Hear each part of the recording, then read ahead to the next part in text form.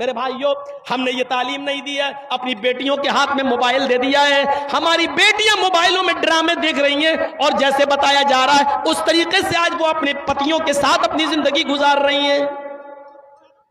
हमने मजाक समझ रखा है इस्लाम को। सुनिए और गौर से सुनिए, हम अपनी बीवी के साथ खाना खा रहे हैं। सुन लो, आज मसलों पे आ गए हैं और मेरा दिमाग अब इधर फिर गया है, तो अब सुनिए आप।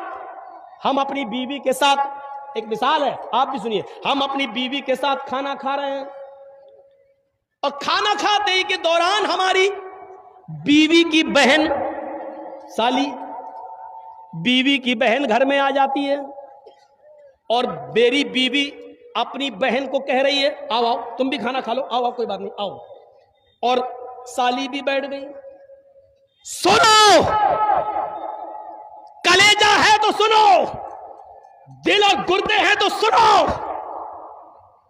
इस्लाम पानी और रंग की तरह, अगर हम इस्लाम को अपने अंदर बसाना चाहते हैं तो सुनो, बीवी की मौजूदगी में भी, बीवी की मौजूदगी में भी, बीवी के सामने भी हम अपनी साली के साथ बैठकर खाना नहीं खा सकते हैं। मेरी साली भी मेरे साथ बैठकर मेरी बीवी की मौजूदगी में भी मेरे साथ खाना नहीं खा सकती है। इस्लाम हमारी बीवी की बहन को, हमारी साली को भी बीवी की मौजूदगी में भी बहनोई के साथ खाना खाने की इजाजत नहीं देता है।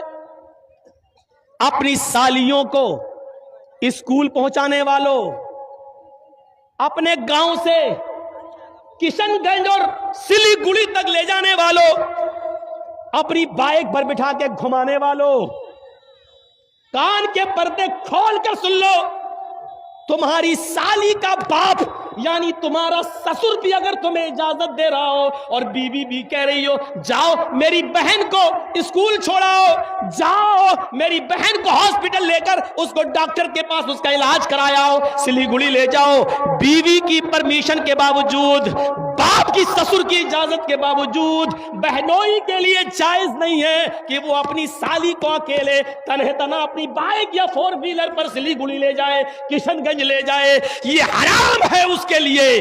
कलेजा थाम के बैठो और देखो हमारे मुआशरे के अंदर ये बुराई पाई जा रही है कि नहीं पाई जा रही है, पाई जा रही कि नहीं पाई जा रही है। जब बीवी की इजाजत और ससुर की इजाजत के बाद भी जायज नहीं है तो बिना इजाजत घुमाना ये कैसे जायज हो जाएगा? बहुत आसान है कह लेना कि साली आदि घर वाली है, तेरे बाप का फतवा होगा ये।